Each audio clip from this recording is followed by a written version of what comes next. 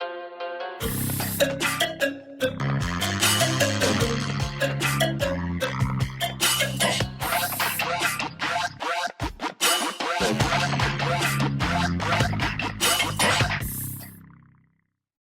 Archie Thompson, Yes. welcome to the Combat and Conversation podcast. Thanks, brother. Thank you very much for coming down. No, my pleasure. I haven't done this before, but I actually want to very quickly read out, and again, this is not blowing smoke, but I want to read out some of your accolades because it's a very, very special list. Let me just start, and I seriously can't exhaust it. For Australia, 54 international caps for the Australian national team, 28 international goals, which is the third highest in Socceroos history.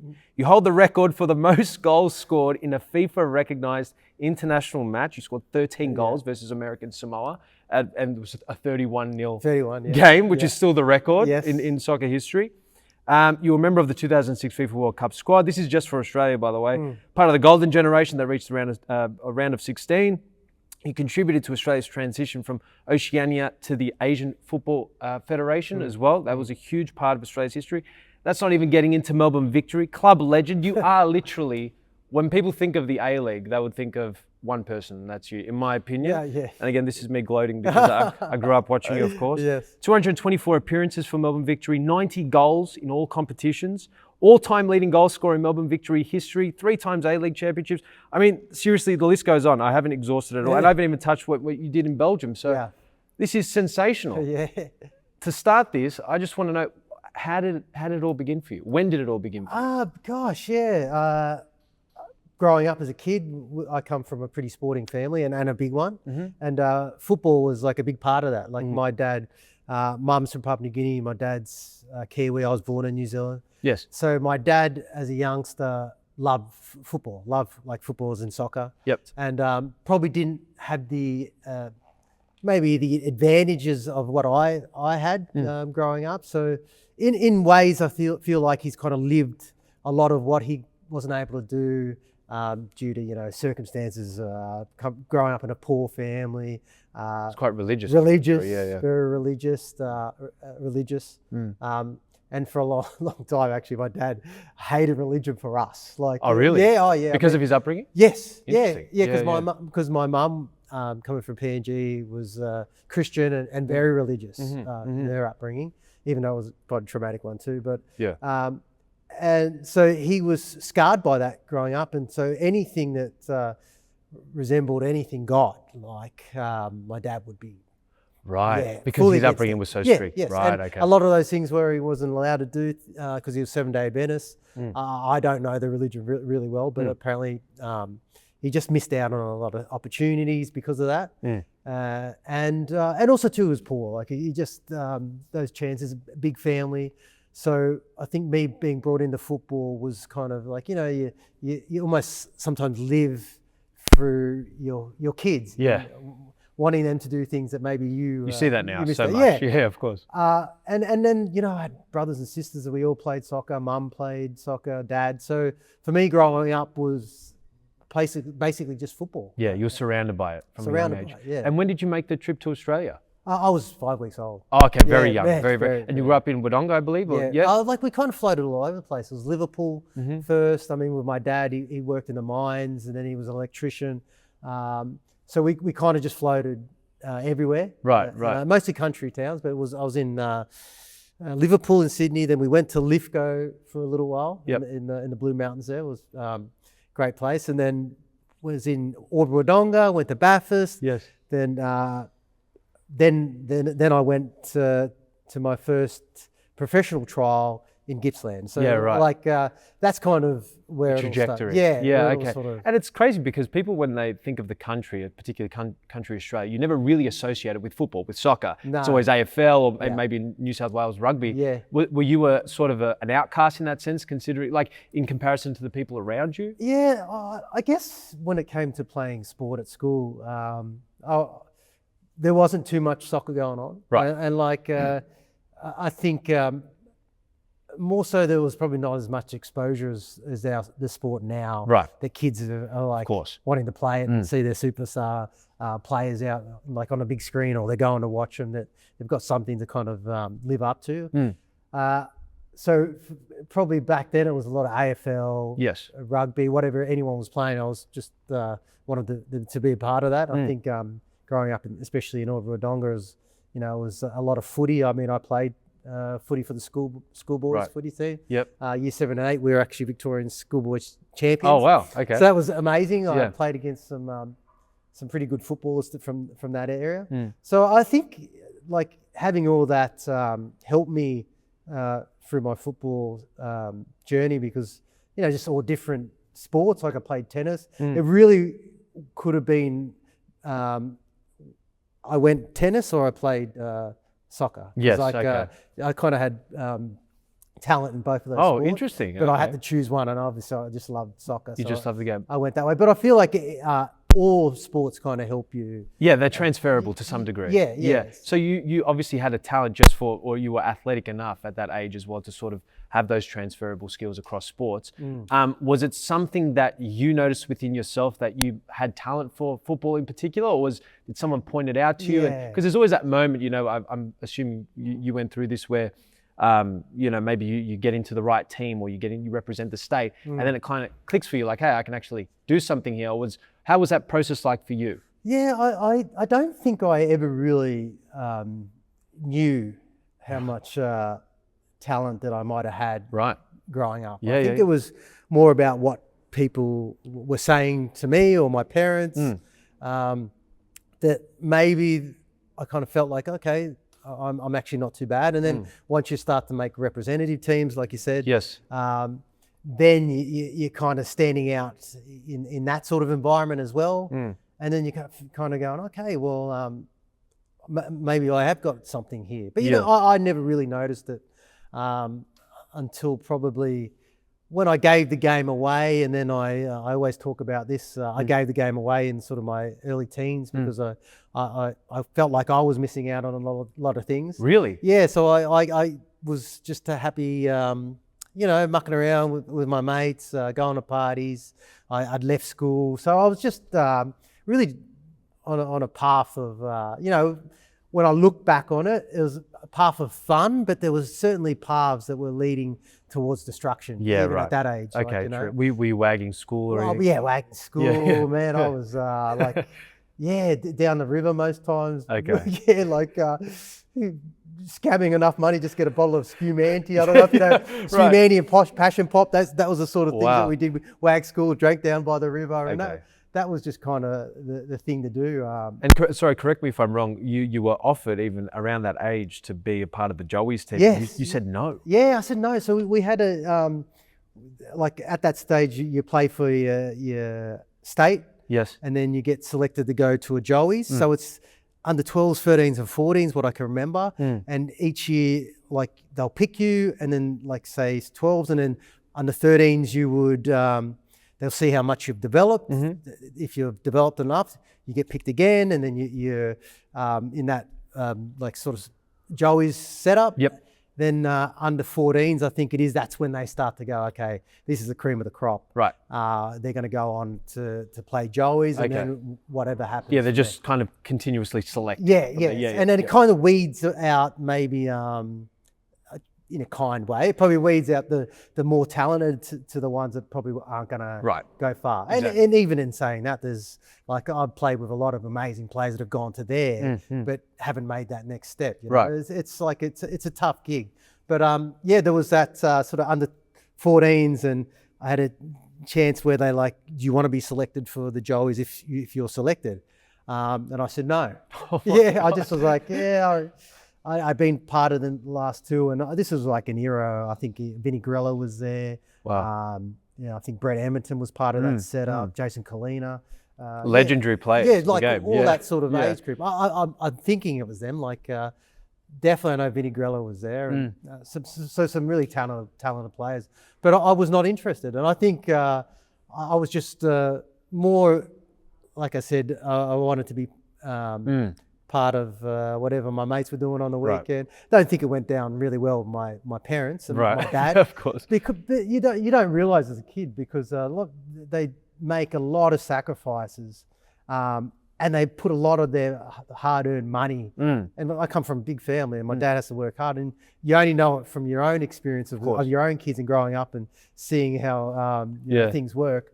That I didn't see that, and I can understand now why that my dad was probably upset. But you know, sometimes you just go a different path than maybe the one that's a little bit straight. And I think sometimes the ones that go a little bit windier and make you, I guess, a little bit more resilient. That's right. In the ways that you kind of get there, and maybe you're able to deal with things a little bit better as it be that you just go straight. Right. Well, maybe it wasn't, you know, if you take a sort of a cosmic perspective, not to sound pretentious, but you never know, you know, what could have happened if you did say yes. You know, maybe it wasn't your time. Yes. Right. So actually, do you have any sense of like, if you had your time again, would you have made that change, considering your career ended up being so successful anyway? Yeah, well, look, I'm very big in that.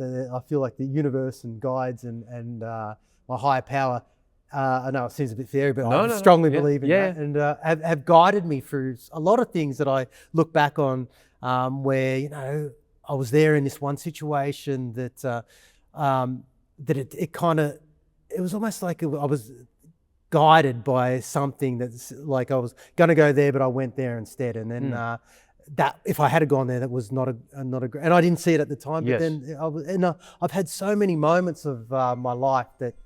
That'll do. Yeah. That's right. We'll cut back in. There's higher power right now. It's like exactly right. You know, synchronicity. But I've had many times through my life that I've been guided unconsciously, I think, through certain moments. Of course. And if I had gone down that way, really gone down that way, that it could have not ended nicely. Yes, and I've had mates that have gone that way and it hasn't. So. And it sometimes ends up, unfortunately, tragically for a lot of people. Well, so around that period of time, so you've said no, you've again, you went not off the rails, but you went, you sort of explored your, you explored your wild side a little bit. I believe in 1995 you then signed with Bathurst, right? 75. Yes. Now, was that, how old were you around that time? Gosh, I think I was about 16. So the timeline for me is but you were still, well, the point that I'm making is that you were still ticking with football as well. It's not like you were completely abandoned it, right? Well, I will say that I wasn't trying to play at an elite level. Yes. So when I stopped, I was still playing a bit of football, but that was just at local level. Okay. Yep. So really, the level that you can get pissed on a Saturday, rock up on a Sunday, and play. There was a lot of times that I did that, even at a young age when I probably shouldn't have done that. And like I said, the wild side of me it was wild, you know, like even at that age. And I think sometimes what I maybe had done to my parents with, you know, sleepless nights and worrying about what I was up to, you know, it's hard because, you know, you become a parent yourself, you know. So I think, that's where I was at. So I still had a bit of football in my life, but it was just that it was just, it was in the background. Really. Right. Yeah. So it's interesting because not to compare other sort of journeys from other people, but I have noticed, you know, you either have two stories. One story is that the person is like, you know, I was born to do this. Every time, I think you've mentioned this on a podcast before, like I stepped on the pitch, you know, that was my zone. But for you, it seemed more like it was, you enjoyed playing a lot, but you also had other interests as well at the time. Well, 100%. Like I love football. I think I just love everything about like the camaraderie, the friendships that you make and you know, those aspects of winning together and winning things and individual accolades. So I liked all those things, but I certainly love a lot of other things. So, you know, whenever I get stopped and I might have said this before, that people were like, oh, you know, football. I'm like, oh, you know, it's good. And you know, I want to give them the time because that's something that they connect with me through. So I wanted them to be able to, you know, talk whatever they want to talk about football, but it's not who I am. I mean, the question I get asked a lot is like, "Are you coaching?" Because that's a transition that people usually think. Start be a coach or start an academy. Like this is the vibe. Everyone, and some people are great at it. Like some people, and I feel like that people that sometimes do that maybe just don't know what they want to do. Like they might love football, and they just because it's been part of their lives for so long.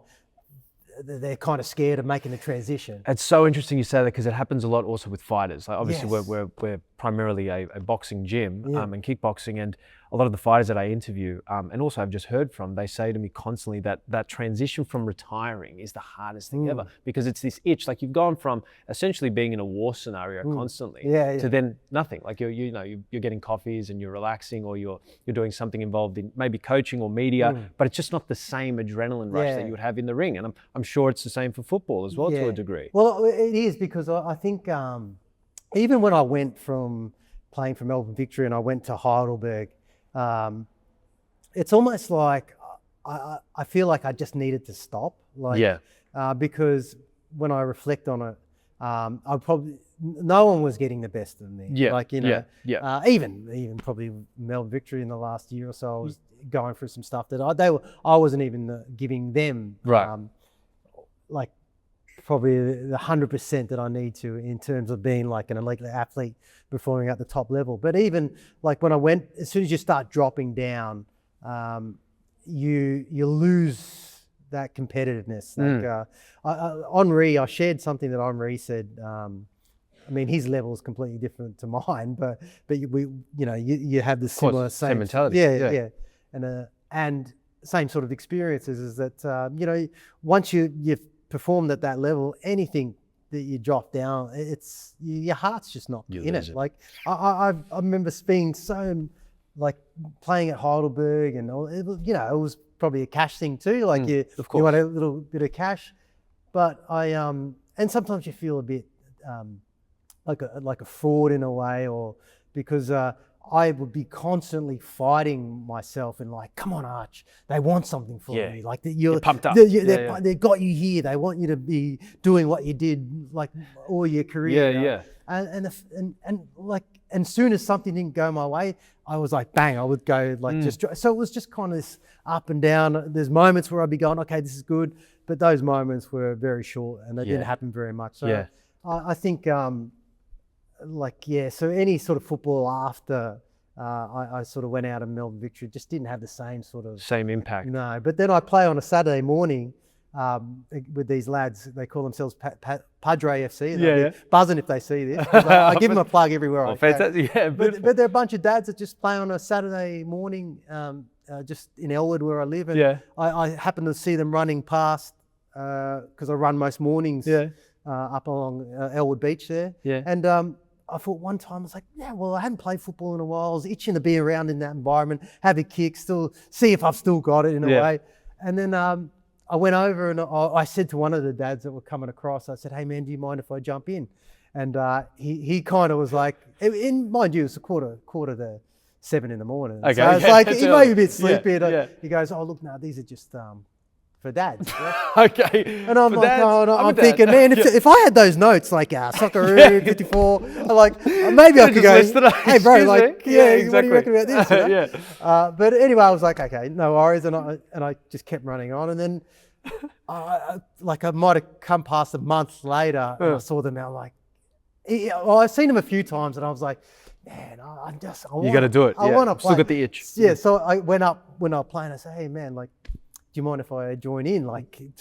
And I think at Jerry, like there was a few soccer fans. Straight away, like, oh man, of course, come play. And then after I finished, I said, hey, do you mind if I come and play? Like if I see you guys, I go, sure, no worries. And then so that kind of developed, and now I'm on a WhatsApp group. Every Friday they say, oh, I'm playing. And then I go, I'm jumping in. And I actually, that was probably the most enjoyment I had from football. Isn't that interesting? After I finished. It was incredible. I wasn't playing for money. I wasn't playing for like competitive points. I mean, it gets a little competitive. Of course, you want. It's fun. It's fun. It just adds to it. But there's something pure about it that I really just loved. And they're great bunch of blokes, and they have a laugh, and it's fun. And well, it's like it's stripped down to its essence. It's like you don't worry about the money, you don't worry about the glitz and the glamour. It's just like, let's just play like how we did growing up. And I think that's why I felt like in love with. So when it comes around to Friday, when names or I can play, I get so excited. You get giddy. I get the itch. Like, oh, come on, I've got this. Oh, that's beautiful. Yeah, but there's so many different levels of it. Like, there's some dads in there that like have only just started kicking the ball like a couple of years ago, so there's all this. It's like a balance of talents, but it's brilliant. Of course, because you're just getting out there and having fun. It's Yeah. like you're falling in love with the game. Yeah, again. exactly. And then I went to have a coffee with the group, and it was Richard. His name is Richie. That actually said, Archie, look.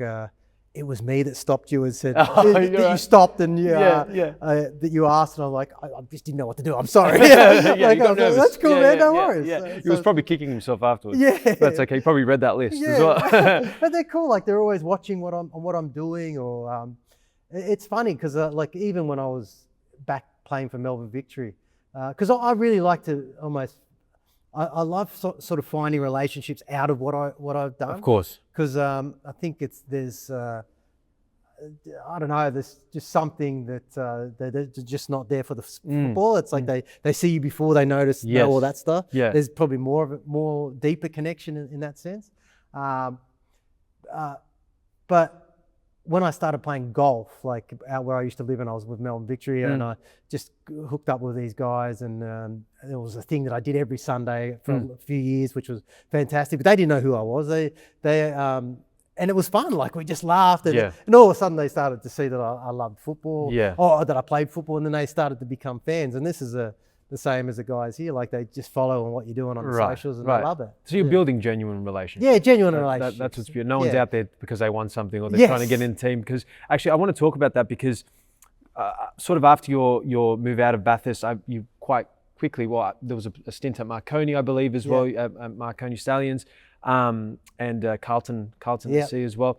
You made the trip over to Belgium, right? Now, talk about that competitive mindset. I mean, when you went there and when you got there, I mean, those early days, was it a dog-eat-dog world? Was it like constantly looking over your shoulder? What was that experience like for you going overseas? Yeah, it was different. I think because also I just scored like 13 goals in a World Cup. Qualified, and all of a sudden people were going, okay, this guy's he's gonna score goals like that every week. Right. And you broke the world record in history. Yes, in the history, and then it's still broken. Yeah, it is. But I think in some ways it hampered me because, like I said, people thought that I was going to be scoring like that every week, and they didn't realize that we're playing against a really average country. I think at the time it was the worst. Yeah, American Samoa. Ranked country in the world. Mm-hmm. So, like, having already that on my shoulders going over there was hard. But then, it's like you said, a different environment. It's dog eat dog, is that the saying? Yeah, that's completely what it is. I mean, you've got people flying over from every country in the world, some really, maybe some war-torn countries, some very poor countries, and they're coming over for a better life and to make money for their family and all this sort of stuff. And so it's just a different level of competitiveness. The fight in every single training session was always so difficult, and then you've got all these different personalities from all over the place, different cultures. Yes. So it's almost like a simmering kind of mixing bowl of it just could erupt any time. Exactly, and I've seen many times that it does happen. How old were you at the time when you made the move to Belgium? I think I was 20. So I started at 21. I think because of I decided to quit and all this sort of that made my journey a little bit later to go overseas. Okay. But yeah, I was 21, but had no real experience of being overseas, and like, you come from Australia where it is a bit of a fight and you won, but it's all different. Yeah, it's different. I'm imagining, like, it's not just different in terms of the location, obviously, but the weather, the cultures, as you're saying. Yeah. It's probably it was your first taste at sort of high level professional football. To that degree, European football. It must have been completely overwhelming for a period of time. Yeah, it was, because sometimes you really got to hit the ground running. And in any environment, especially in sport, with football, it's like you've really got to hit the ground running. Yeah. And sometimes it's difficult to win over the fans or the hierarchy or the managers. if you don't start well. Yeah, and I know you had a bit of an issue with Emilio. Yeah, Ferraro. Yeah. So he was, and then when you have chopping and changing of managers over there, Yeah. when one manager brings you over there, and then you get a new one in that completely, like just totally thinks differently about the game and about you and your character. Because I was someone that was, you know, although I hated losing, I think like I could forget it very quickly and just have fun. You know? But and it's not like it was just a constant state of. Well, I know it was difficult, but it wasn't like a constant state of misery there. You've had 90 appearances, I believe, 28 goals. Yes, I think that's right. Yeah. In Belgium, so it wasn't like it was a complete disaster, but it just felt like there must have been well, from what I've read, it seems like it was just a different environment and also different personalities getting involved in sort of your development. Yeah, and if you don't build the right relationship with a coach, or they just see a different style that you maybe just don't fit, or even your personality just might not fit, because he was like someone that was like just wanted to win, and that's like you need that, that. But at all costs, and you know, even if you had an off day, it was like sometimes you're gonna have an off day. Of course, yeah. And he never accepted that. No. What was that story? I believe where you it was after a game, and I think you were a bit lighthearted, and he cracked it. Yeah, because we were sitting second on the ladder in Belgium, and I was sort of just coming back. So I had an injury when he came in. Yes. So it took me a little while to get that to get the fitness back and get over the injury, and the team was doing really well. So then when it kind of was time for me to go in, we had a big match at home, and we ended up losing 2-1. Okay. And that could have really, put us probably at top of the ladder. And then it came in the next day, and it was Martin Lawrence was on, May Lawrence was on TV doing the legendary Martin. Yeah, just laughing, man. I was just laughing with everyone, and he saw it. And then like that was it. Like because you were watching a stand-up comedy show. Because I was laughing after a loss the next day, just a little laugh. You know? Okay, yeah. And then after that, he was like, nah, he was done with me. He tried everything. And that was it. Yeah, he tried everything. And this was only not even halfway through the season, and he was trying to get rid of me. Like we have a winter stop, which is like over Christmas where you have a little break. A couple of weeks, yeah. Yeah, and then you get back to and you travel and you do a bit of fitness. He was like, you're not going to be traveling with us to do like sort of a pre-season in the season. Right. You're going to stay back. And I'm like, okay, no worries. I didn't really think too much of it, but then it got worse. I was like, I wasn't even with the Rezzies. I was training with the under 12s or under 15s. Like under 12s? Yeah. It was. That's preposterous. Yeah, I mean, it doesn't matter. Like they just try. Was try to humiliate you to some degree? It is, yeah. That's insane. That's and all because you seemed lighthearted, or you had just one laugh after a loss. I could imagine that there would have been players, I mean, maybe this is me reading into it, but I could imagine there were players there who had to pretend that they were upset a lot of the time just to sort of make sure that the boss knows that, they care. Well, this is the thing, right? So fast forward a little bit, they tried to transfer me.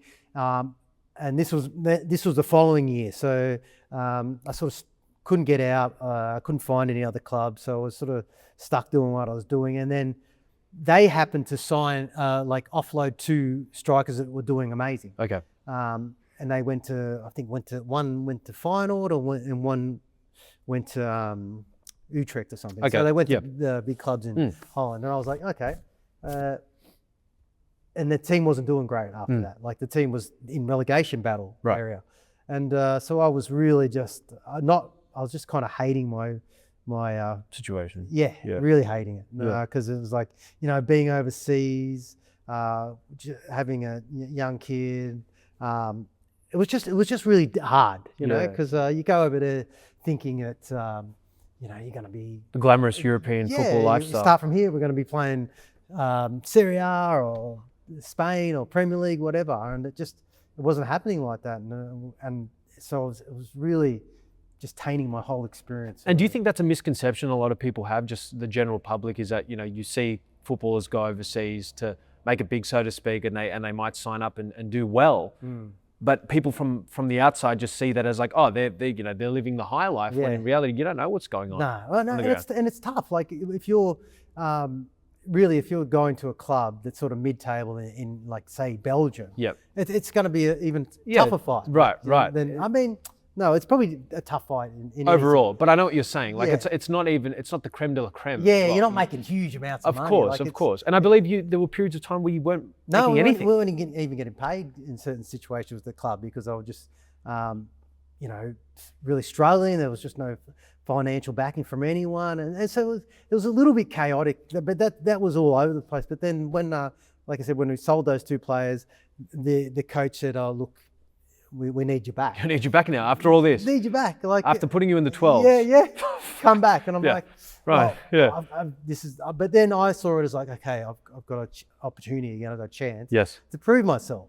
But the thing was with that was that I hated every moment of it because I love being back with the team. I love playing at that level again. But you knew, you pointed out, I couldn't be who I was, because every time that. Like we lost or we didn't have a great performance, and look, it hurts. But I'm not going to let it. You're not going to let it crumble you. Destroy you. Yeah, completely. Exactly. So and some people like that. It's just the personalities of people that some are different. Some take it really gets them, hurts them. Yes. And others that maybe not mightn't do it, but it's not going to affect how hard you work out on the pitch. Exactly right. And that's probably the false assumption people make. It's like, oh, he's laughing, therefore he's not taking the training or the game seriously, which it doesn't necessarily have to be the case. And then there's certain moments that you have to be mindful about how you act and stuff, because there might be some serious losses or something that really hurts that you can't go, okay, well, that actually hurt me more than maybe that loss or that. So but I'm still. I still try to see the best in things, but that I had to really, I couldn't be myself every time something funny was. I kind of went to laugh and I just looked around like it was. You're like spies were watching. Yeah, man, it was just because I knew if I did what happened to me last time and I couldn't do it. And that's not the experience you would want for being in your early 20s and going overseas. It's like this is supposed to be the best years, right? And it wasn't. But then I ended up coming back. I played regularly. I scored important goals. I got us out of that relegation battle. That's right. 28 goals is still huge. Yeah, right? so it was good. Yeah. And then he went on to coach somewhere else, and it was funny. Like even a few years later, I was at PSV, like eclipses, anything. Of course, of what I was doing there. Yeah. And then I even saw an article from him, like saying that I can't believe that he's there. Like, how did he get? You're kidding. And I'm like thinking, man, like let it go. Yeah. What's the issue? Yeah. What is it? Like seriously, it just shows that person that like, shows his character. And you know what? And I'm a big believer in that. Although you don't want anything bad or them to go through any kind of thing, it always comes back. Yeah, and also at the end of the day, people hopefully they do change and they have a different perspective over time. I certainly hope so. Yeah, because man, he was not a good person. Right. Not a good person. Well, it just didn't sound like you were having a good time. No, not at all. And how do you play well? Yeah, with that environment. And the only time that I ever have played like great football is when I'm happy with the environment. You know what? And you could see that when you would watch you play. Like I remember growing up watching you play for Victory, and every time you would score, that classic celebration, go to the corner flag. I know Tim Cahill also ripped off eventually, but like just smashing in, like the smile. It was exciting. It was fun. Yes. It looked like probably how you feel now when you're playing on Saturdays. Like it's just like this excitement that. It was infectious to a degree. And I've spoken to fighters as well. This legendary K1 fighter, his name's Sam Greco. Oh, yes. You know Sam?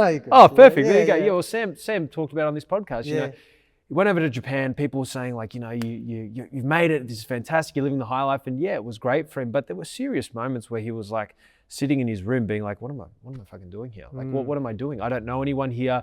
I'm getting busted up. I'm getting cut up. And you can actually go through a little bit of a shitty period, and people don't see that necessarily. They just see you're overseas, you're playing football, you're a champion fighter. What do you have to complain about? But they don't know necessarily the reality on the ground. Okay, so take me through this. You've come back to Australia after that. This is at the inception of Melbourne Victory and the inception of the A-League as a whole. Did you know at the time when you came back that the A-League was going to become what it is now, and you know the strides that it's taken over the past 15 years. Yeah, I probably didn't know what it was going to be until maybe into this first season. Like, I mean, you go there early on, and I mean, I was overseas when I got the call from Gary Cole, Ernie Merrick. We've got this exciting new league and new club, and I'd already heard about the NSL folding, and my own experience with struggles with the clubs that I played at in terms of money being paid, and even with Carlton folding when I was there or going into administration. It was hard, but I think my ex-partner was pregnant with our second child, so it was like, I think if that wasn't the case, then I might have stayed in Europe, because I was still an opportunity to stay there. But then I thought, you know what? It seems exciting. Yeah. And I thought, you know what? I'm going to give it a go. My family's going to be a lot better for it too, because like I said, back in Australia. My ex-partner was pregnant at the time, and we already had another little one. And the time that we were in Belgium and flying back, my daughter would start to build relationships with my family here, and before I know it, we're back over in the plane again. And it just seemed very isolating for them and her, and to try and build friendships even at that young age. Yeah. So I said, yeah, okay, let's give it a go. And then early on, when we didn't really have training facilities, we were kind of there was no training. Yeah, we're like nomads in where we trained. It was like it almost seemed like off the cuff. Oh, we're going to be training here. We're going that's it was like there was a gym in South Melbourne. It's no longer there. Yeah. And then we'd be at Todd Road at some school, and we'd be over there and here. So we just didn't have the early days of victory. Yeah. So fascinating. So it was eye-opening, because I was thinking, have I made the right decision here? Like, and at the time too, I had a big ego too, because I was probably one of the biggest signings coming back. So immediately I'm thinking I'm better than everyone. Okay. Yeah. I was going through this stage where I felt like, you couldn't say anything. I just had this invincible. But invincible a bit, just an ego. You're like, I just felt like this big fish in a small pond. But then, you watch the games, the excitement and the number of fans that were coming to watch early on. Like, hang on, this is something really good. Yeah, like, the buzz was electric. Yeah, the buzz was electric. And then I think I really enjoyed the way that Ernie let me play my football. Ernie Merrick? Yeah, Ernie Merrick. He just was like, you do your thing, man. Do your thing. And then... He gave you a bit of freedom. He gave me freedom, and I felt great. And then we had success in the second year, and then it just sort of took off there for a long time. It was insane. Yeah. It was what Barcelona was to La Liga for a period of time, which was like you're always expected to be in the top two at the least, and just always contending. And you were at the forefront of that. Yeah, especially because of the support that we had. Of course, and the Terrace, the Melbourne Terrace. Because at that stage there wasn't clubs that had that the atmosphere or the organisation that our supporters had. Right. So these guys were like, they loved it. They Northern Terrace, they would have meetings and meet up and look at, I'm thinking this is from what I said. I went to one meeting in Lygon Street. I can't remember what it was for, but in the background they had like ultras, or I think it might be like fans playing like on a big screen. Yeah. So they're trying to emulate that. Emulate it, and they did. They did for a long time, and I think that's why it added that bit of excitement, because it was safe. Absolutely. It was a safe environment, and you had amazing atmospheres. And it was great. Well, what's interesting is that people look at if you go on YouTube and you look at the old NSL clips. The atmosphere there seemed to be quite lively. In fact, sometimes it will boil over to complete chaos, right? But there was this obviously, because it had that ethnic element as well, but there was this real passion to the sport that people were thinking, particularly early on in the A-League, maybe we're not going to be able to replicate that. Like, how are we going to have this draw that, we had with the NSL, with a lot of the ethnic clubs? But things like the Terrace and other support groups throughout the A-League made the entire league feel as if it was, straight out of Europe to some degree. And I'm sure you thought this as well, but there was a period of time where even in the media, people were saying, what's going on with the soccer? What's going on with the A-League, right? We've got the AFL here and the cricket that have their supporter base, but it's not like the A-League. Like, this is insane. This is even barbaric to some degree, right? But it was like this weird transitional period where people were saying, is this the future for Australian soccer? And it turned out to be. Do you feel that at the time, just sort of being involved in that milieu at the beginning, did you feel that, I know you talk about sort of having this sense of you're better than everyone else. Did it translate early on for you on the pitch? I know there was such great successes, but were you going out onto the pitch with this feeling of indomitability? What was your mentality like? Yes. I think I had that. Like, as much as there was like a lot of fear in the way that I would go out or think about things, because you don't want to be that person that makes mistakes, or like misses a golden opportunity, lets the team down, or like you end up losing the game. Like, those are always a fear. And I think I almost self-talked myself out of that by putting this persona on about being like, oh, I'm invincible. I can. And there were parts of it like where I was like, well, man, I'm in the flow here. Like, like anything I do or touch is like you sense that as I sense it as a footballer. It's like when you're in the groove, you're in the groove. Like, if a ball's flinging out, I think you just go, it's ready to go. And I think with Melbourne Victory, I had a lot of those. So it felt really great, and I think it was because of the environment and the culture within the club. But the fear was definitely there. But it's like, like I said, I just had to almost make this other person up for that. Tyson talks about the same thing as a fighter. He would have all this fear coming into fights, like tremendous fear. He would be vomiting and be crying before massive matches. But at some point, he had to switch on to another mode, and he had to become this person who he saw as a god. I'm a god, no one can touch me, that type of stuff. Do you think that mentality, obviously it has its perks, right? Because as you said, you were dominating these games, and we have so many amazing goals, you can't even list them, right? And so many great moments. But do you think that mentality is at the core of how you become that type of player, how you become the Archie Thompson of the A-League? By having that persona, yes. I need that. I think you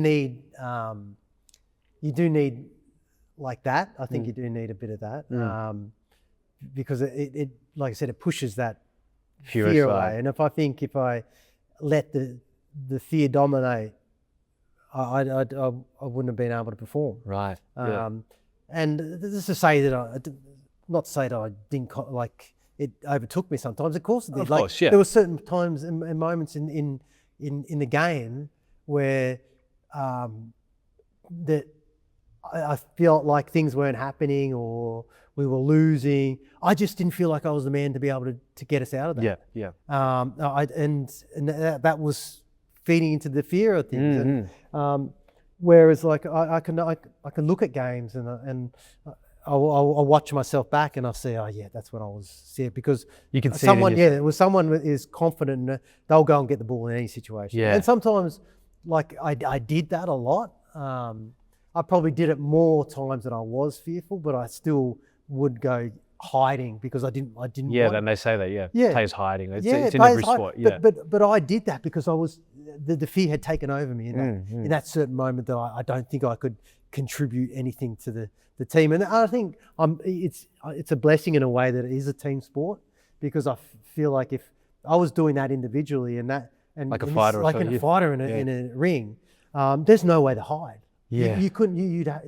And people get hurt. And people get hurt.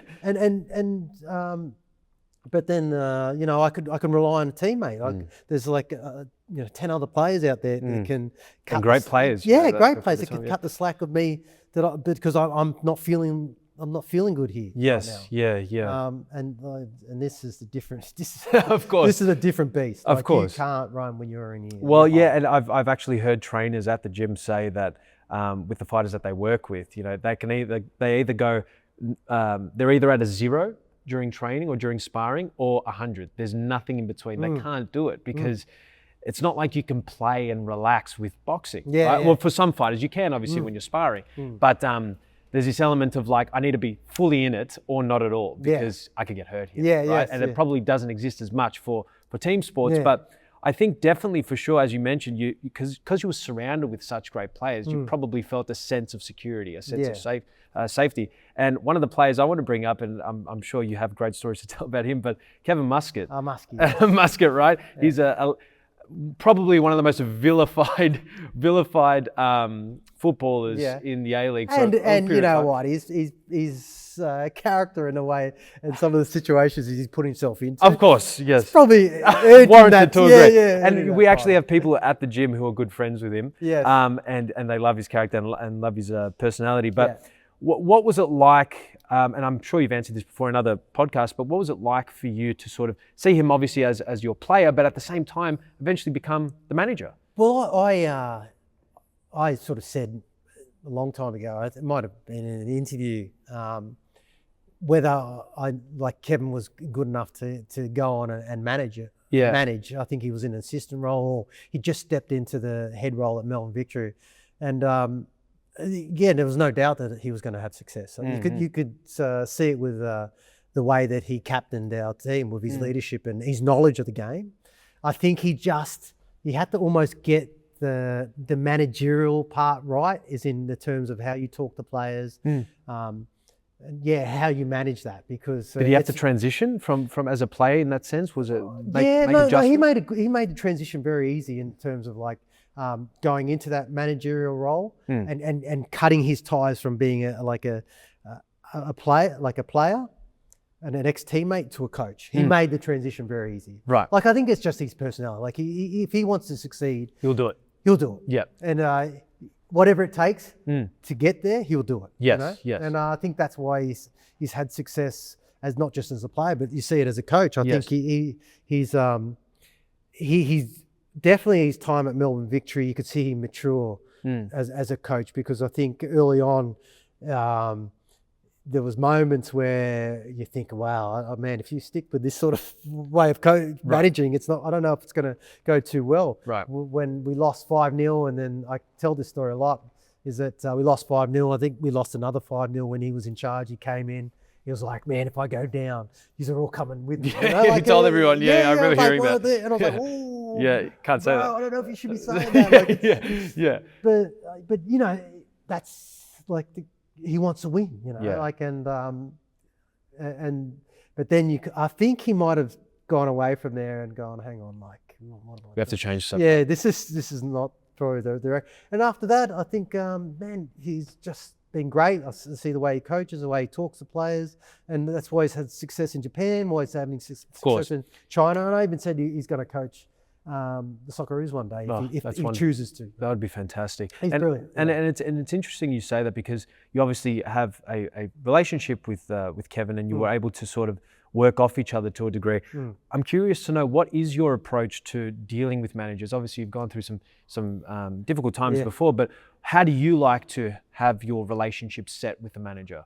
Look, it's a hard one, because you know, sometimes managers like to have that separation of where they're just a manager, don't want to build friendships, or they don't want to. Yeah, right. Like some you have that, like come in and you coach and that's it. But I feel like the experiences that I've had in my career, it was only probably one prick, and that's Emilio Pereira. right. Sorry, no, I've got to be kind, man. I've got to forgive. It's it is what it is. He was trying to get to where he wanted to get, and I understand that. I love you, Emilio. Emilio! I don't know if you've seen A Night at the Roxbury. Yeah, I love The Night at the Roxbury. Yeah, it's a good one. My dad and I used to watch it all the time. Man, it's when it was on SNL, when they had the sketch originally, and then when they made it into a movie, it's the best. But see, The Night at Roxbury, I was even talking about Old School. I don't know if you've seen I haven't seen Old School. Do you know old school show? Man, that's what I mean. Like, Okay, yeah. This is our generation, right? Right. I try to do I do stuff with Esther Mazda. I love those dudes, Yeah. and we always try to do skits. And I said, let's do an old school. Yeah, and they were like, "What's old school?" Yeah, yeah. And Who's this it was the by? dude was like mid-20s. Who's it by? I'm a Like you film got Will Ferrell. You got all the Vince Vaughn. Oh, okay. Man, Maybe this I have is- seen it then. Yeah, I forget the name. You probably would. Might have to cut this out just because it's embarrassing for me. But like not many people have heard it. So I did a skit the other day on it, and I did one where I was like, well, we're streaking through the quad, and like we it was part of, it's a pretty iconic, it's a pretty good scene in there, and then I did it, and it didn't have the traction that I was thinking I was having. I was like, no one knows what's going on, this mate. is not good. Yeah. Got my shirt out, Just looking like showing I'm your naked. age. Yeah, That's it. So I was like, okay, sometimes it's going to hit, sometimes it's A not. night at the Roxbury, though, for sure. Yeah, Night at the Roxbury. Gold. Brilliant. Anyway, back to the managers. Yes. Dealing with managers. Yeah. But The reason why I asked, sorry, I was just to provide a bit of context as well, is because I've spoken to fighters. Again, I'm always relating it to some degree to the fight world.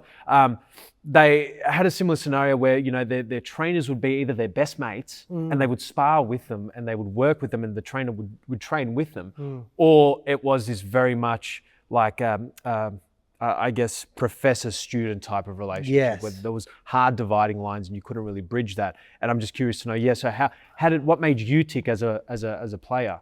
I think I like to have like relationships with the managers and the coaches that I've had in the past. And sometimes like it, you know, it's they're all different, and I think I've had all good relationships. Sometimes we have a little laugh with a lot of them, and then you know, back to business. It was that kind of vibe, like you know. So you got to see what the manager is like too. Yeah. It might be someone that you know is very quiet, doesn't like the joke, just it's a biz, and then we're out again. And it's because it is like a relationship. I mean. You got to try to take something from someone, like, and I got to give something. It's course. It's It's a back and forth. It's a back and forth. Yeah, and it's fascinating. And you find a good balance. Of course, I'm assuming you have to in order to, because again, a manager that doesn't like you, it's make or break there for a lot of people's careers. I know, you know, Zlatan Ibrahimovic had plenty of issues with managers in the past. Yeah. There was always constant tension. But look, I've not always been great. I mean, early days, you could probably say with, I've said many times, I've actually left training, mid-training, because I wasn't happy with it. But this is my ego too. I left training halfway through the training session and just go inside and they'd be like, "What's wrong with Archie?" You just I just walk off and crack, and then I drive home, and then you know then my manager would have to deal with whatever the. Would you say that was more the early part in your career, Victor? Definitely the early part, and so it's not always been like smooth sailing. I would say. Like even when Ange Postacoglu came to Melbourne Victory. I mean, I was buzzing for him to be there because of the success that he had at Brisbane. You just heard so many great things about him, and then you want to show you what you have to offer. Like and like, you know, it's a sign of respect too, because we hadn't won anything for a long time too. But I remember one time that I got injured, and I had a recovery session the next day to do rehab session. Rocked up, I was just in no shape to have one. Like I had a big night before. Oh, right. And so Did it turn out well? It did not turn out well. I got there, and then the physio was like, "Archie, man," I'm like, "Bro, come on, man, you gotta shape up a little bit." Bro. Like, it just got away from me. And did Ange notice? Well, he because they were away. Oh, right. Sorry. They were away. Yes. And then it's like he's obviously going to tell Ange, and Ange came and goes, "Archie, man, look, What's going on? Man, you know, like what's going on?" Like, you know, there's a bit of respect, you know. You got to show like, and I sort of said, "Boss, look, I'm so sorry. This won't happen ever again." You know? But it didn't. Of course, and it's interesting to hear that, because you do hear stories of tremendous players across the world who have, you know, such great accolades and have such a great spirit during the game as well, constantly determined, constantly pushing boundaries. But at the same time, that sort of that grit and that even star power that a lot of those players have, it sort of bleeds into their personal lives as well, where they're wanting to go out and party, the night before. I mean, Yeah. I heard this quote from Roy Keane, of all people, who said, they had this saying. I think it was at United. I could be wrong, but he said, "Win or lose, we get on the booze." Right? And it was that concept of no matter what, we're going to get smashed the night of, right? As long as you turn up to training, you're all good. But that's wild when you think about it. In comparison, also to now with the standard of fitness and health amongst athletes, it's like, that stuff is not really tolerated anymore. You can't do it anymore. And I think we did a little bit of that. Like, Ernie was big on it, though. He was big on that, no drinking, focused. And so I think sometimes you've got to let your hair down of course, in some respects. Because, we're not kids. I don't think we can... we're adults. I probably was a big kid most of my career, and I needed adult supervision, to be honest. But, but I think, like it was earlier on, when you're strict like that, it makes it a lot harder. But I think when you find when you find a nice balance. But it didn't work. It didn't help me. At what point in your career do you think you started to clue in, so to speak, as to those habits as you're describing now? Like, was there a certain point where you were like, okay, I really need to calm down with all this stuff and let the ego subside a bit and sort of knuckle down? Was there anyone in particular that influenced you? No, I think throughout my career, I didn't have, no one could really tell me, Right. You were obstinate. I think, like when I reflect back on, and if that was probably one thing that I wish I could have changed, is my relationship with, like, that wild part of my life, and then the focus on my professional. And I managed to get through, but there's always something in the back of my head thinking, what if I really, really just was like professional and elite that I was meant to be when I was a professional? Right. Because I wasn't. And do you think your career could have been even it could better? Have been, yes, it could. Really? I definitely think it could have been so much more. Wow. It could have been so much more, but I mean, it is what it is. Who knows? Maybe. Who knows exactly? Maybe it wouldn't have been, but I just know there's something inside of me that tells you like, that. it's like, Arch, man, if you didn't do this, you didn't do that, you really focus on it. It could have been. But you know what? This leads me to my next question, and it's definitely related. Is that at the time when you were at Victory, did you ever think to yourself, if there's an opportunity that comes from the UK now, I'll take that? Or did you know that if you stayed here, you could seriously turn into a legend, essentially, of Australian soccer? Yeah, I think there was only the opportunity when I went back to PSV. Yeah. Because it was just for the World Cup. It was like really to the World Cup. And if anything happened from it, then wow, yes, okay. Yeah. I would go back for something a bit more like substantial in like a big club like that. But it didn't happen. And then, I don't know, I was just happy. I was comfortable. I loved being in Melbourne. I loved the club. I loved the atmosphere. I loved, the fans and like it just felt good that I didn't need to go anywhere else. And, you felt right. It felt right. But, there was periods where at the end there, when I knew I wasn't going to play for Melbourne Victory anymore, that I did think about going to another club just because I felt like I still had something to give. And then, and I think if I'm honest, when I look back what I still had to give, I didn't have anything to give. Really? I think I was just holding on to something. Really? Yeah, I think I wasn't just ready, or I hadn't looked to be ready for things after football. And I think, but it just happened how it happened, and but it just worked out perfectly. And like you said, I'm so happy I didn't go to another club. Yeah. Because I'm a one club man. Like it's conceivably you could have gone to let's say you went to the UK, you played at the highest level. You never know what your legacy would have been like, even if you played at that higher level. Yeah. Right. Your legacy was built to a degree, obviously, to a large degree here on home soil. And that's right, because I think if I had been overseas, and a lot of Socceroos and a lot of players that have gone over had successful careers. Like they made a lot of money. They've made played in some big leagues, gone to World Cups, and like they come back here and no one really knows like only what they see in like the glimpses of when it comes to Socceroos or whatever like that. And I think with me, I've been very lucky is that I've established myself here in Australia. like as a, we are like a household name in terms of like the domestic football here. So it was perfect because it opened up so many more doors for me in terms of like media after football. Of course. Other things that aren't sport related. Yes. Like it just, I don't think I would have had those opportunities if I had you gone gone overseas. Yeah. No. So it all ultimately works out. Yeah, it works out. I'm where I'm meant to be. And that perspective can only really come about in hindsight as well as you Yeah, get older, I'm yeah, assuming, where you can look back on everything. Yeah, that's right. Absolutely, absolutely. Now, we haven't really even touched on sort of your career with the national team as well, with the Socceroos.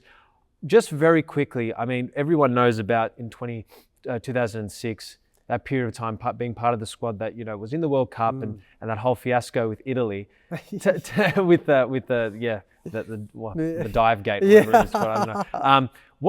Just take me through sort of being in that situation, being involved with that group at the World Cup in 2006. Obviously all eyes were on the Australian national team at that point. What was going through your head? Were you taking in this huge moment in Australian football history?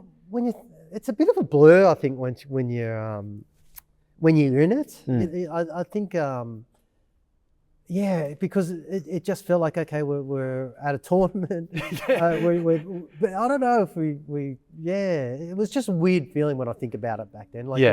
I mean, I was someone that was sort of like on the fringes, so I didn't play a minute in the World Cup, which really, that disappointed me so much. So that you're not fully a part of it. It just feels like you're not fully a part of it, even though you trained, you're really there. Exactly. You're always like you're in the squad. You're in the squad. You're on the bench, you warm up, you don't know when your time's going to be called. So you always got to be part of it. But I think it might be different perspective from someone like me that was at the World Cup to someone that was like maybe a Timmy Cahill or Harry Kuehl, Mark Viduka, that played every single minute and was, felt every bit of that. Yeah. But, it was still an amazing experience, and even the lead up. I think sometimes even the World Cup qualifier flyers were more intense. Of course. And felt so much more because it'd been 35 years since we qualified for the World Cup, and the two games like in Uruguay, which I started and played, which was an unbelievable. Buzz. Like, it's a crazy. Even watching back to the penalty shootout as well. And then the one in the return leg to Australia where we played the penalty shootout. Yes. And that was just an incredible experience, and I think the World Cup was a bonus. The bonus, yeah. It was a bonus. Well, did it feel like you were making history at that moment as well? Yeah, I think it. Yes, I felt like it did. Like it was just. Must be the pinnacle for a footballer in Australia. Yeah, right? like qualify. Yeah, in that period it was because, like I said, 35 years we hadn't made it. We'd always been so close, and then you still get stopped on the street, and I've been very fortunate that. And then sometimes I've got to pinch myself because I've been part of some pretty iconic moments in the sporting landscape. You've been at the forefront of them as well, yes. Like is in terms of like us qualifying for the World Cup in 2005. Been 35 years since we'd done that. A new league, domestic competition, full stadium at Marble Stadium. Yes. 60,000. What about biggest scoring? Domestic final in I think in Australian history. Australian history. Yeah. And like 5 goals in that grand final. Exactly. So there's been some pretty tremendous things. Yeah. To say the least. Yeah, and a period too where when I look at the quality of players that came through at that time was just amazing. Yeah, there's been great qualities throughout every generation. But of course. That one just stood out more so because we qualified after the 35 years. Yeah, of course. I mean, and as you, to add to that list, I mean, talk about scoring the winner against Melbourne Heart as well. Oh, those derbies those too. derbies were just phenomenal. I remember being a kid and watching that and being like, I used to get shivers thinking about it still. Just like it was such a huge moment for the sport. Or even scoring against Iraq, right? Yes. 2-1. That was a big. That's huge. Big goal. That was probably one of the biggest goals I scored. Yeah. Because we were really tinkering on that. That it was a close one. To go into like a playoff. Yeah. Or not even making. I don't know if at the time was that, but but got us back on track. And then unfortunately, Edge came in and at a period where I was going to be like going to a World Cup and possibly, and this is what I think with the national team and the Socceroos, it's when I look back is that I didn't get a minute in 2006, which was disappointing. Had 2010 really like, I felt good. I mean, I had a couple of injuries at the back end of the season when we almost won the league. We were in the grand final. And then I did my knee, did my ACL. 12 months, and I missed the World Cup. Yeah. I missed the World Cup in 2010 through doing all the qualifiers. Then I did all the qualifiers with Holger Osik. Then he gets sacked when we qualified for the World Cup because he had 2 games. And let's be honest, it was almost like, it felt like they were looking for him to go because we played against, I think it was France and Brazil. Yeah, exactly. They were like, we weren't playing the greatest of football. Yeah, exactly. And then, I missed that World Cup because Ange came in and he wanted to sort of blood some new talent, new kids coming through. And so a lot of the older guys didn't make that one. So I was so close to those to some extent. Yes. And I think too with the Socceroos, it's like, I was in such a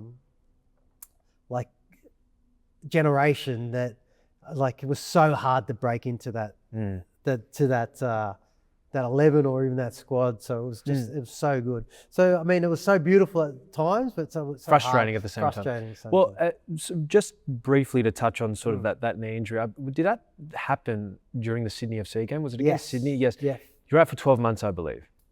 No, gosh, I was back after 7 or 8. Okay, about 7 or 8. Yeah. Okay, it was quite quick coming. It was quite quick, and that's pretty quick for an ACL, right? That's 7. It might have been 8 actually. 8 yeah, months. yeah.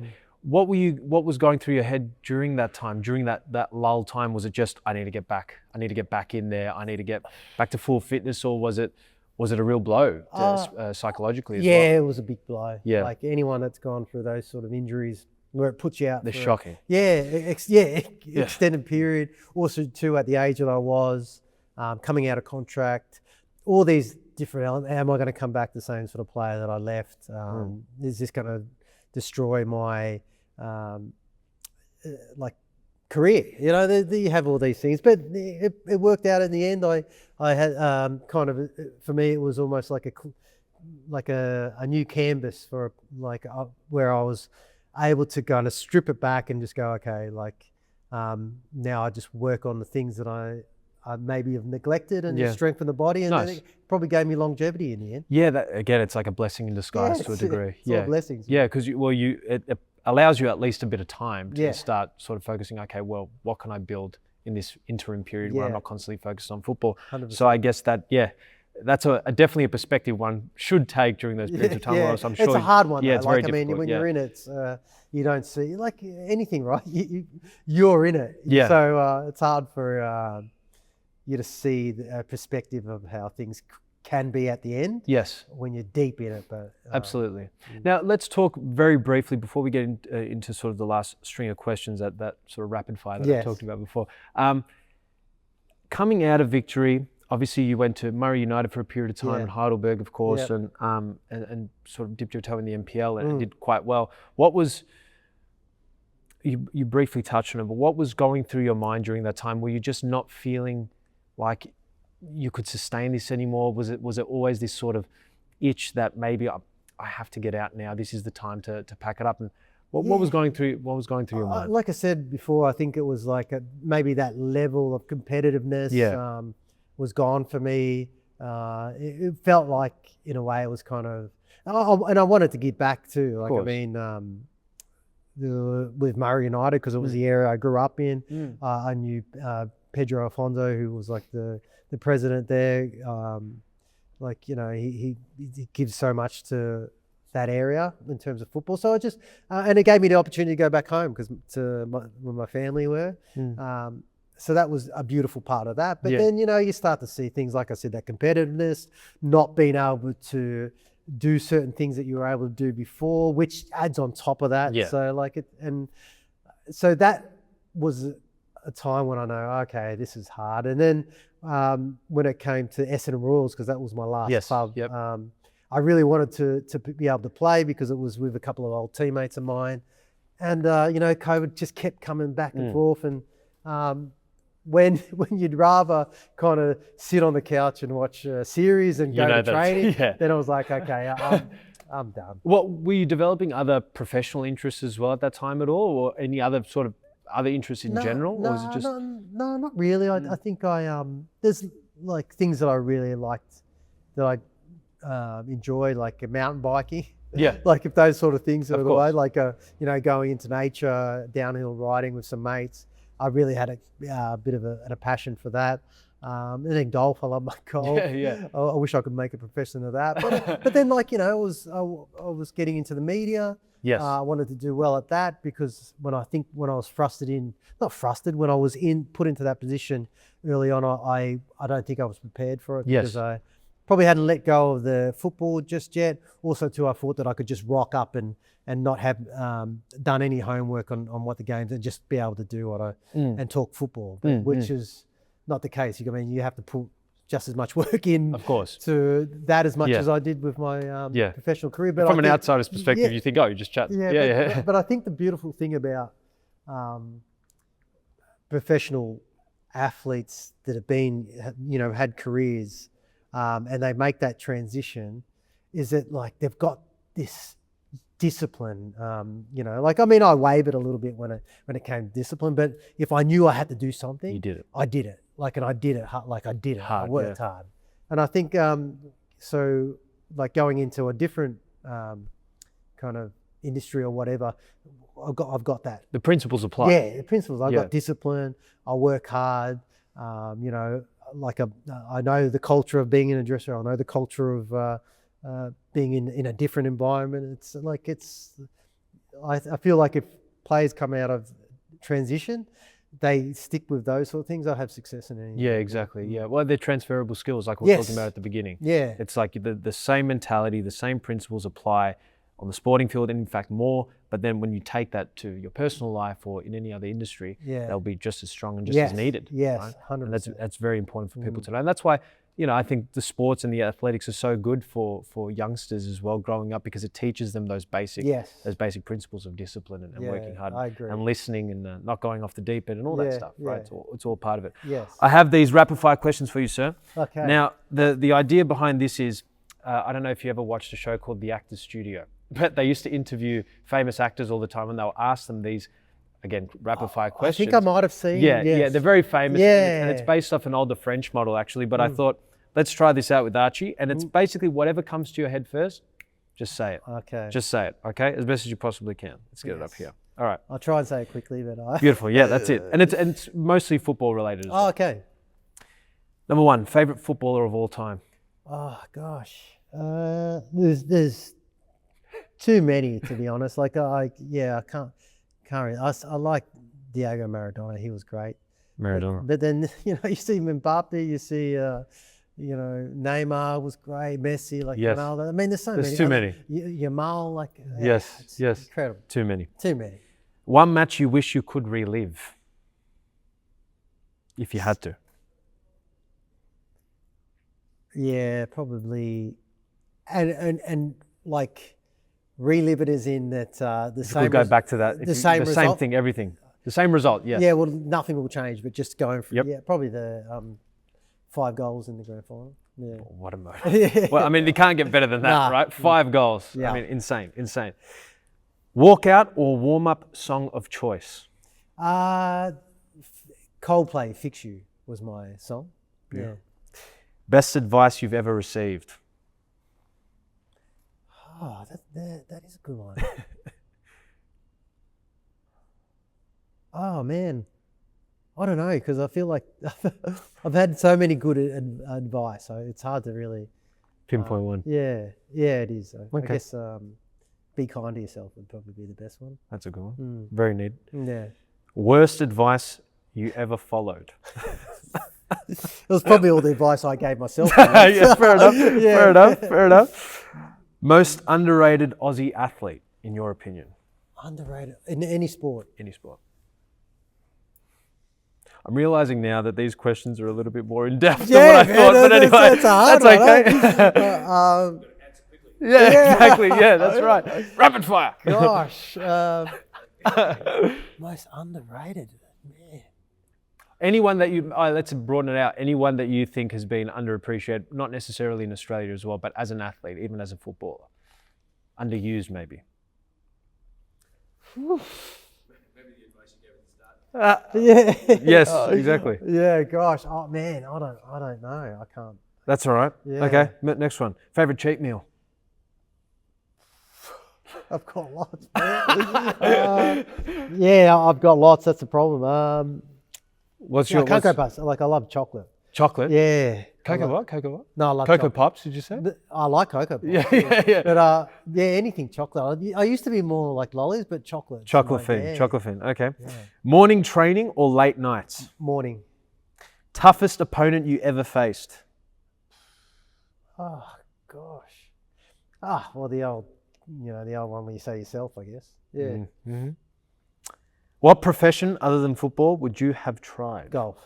Golf, straight away, bang. Yeah, I love golf. Probably tennis, but no, golf. Golf. Golf. What profession would you never try?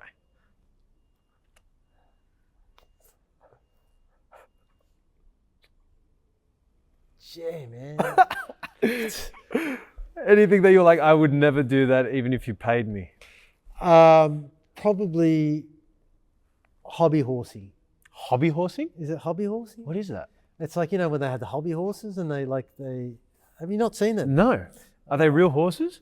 No, Oh, they're fake they're horses. hobby horses. And you jump over. You jump over. That's not a sport, is it? Yeah, I think they have. That's insane. Yeah, Okay. I think it's a sport. Oh, wow, but that's they're insane. Hobby horsing. Wow. Okay, Yeah. well, there you go. You never Yeah. tried that. Yeah, probably. It's funny, man. It's really funny. All right. Last couple of ones. These are a little bit deeper. Take your time. What would you say motivates you now as a person? What motivates me?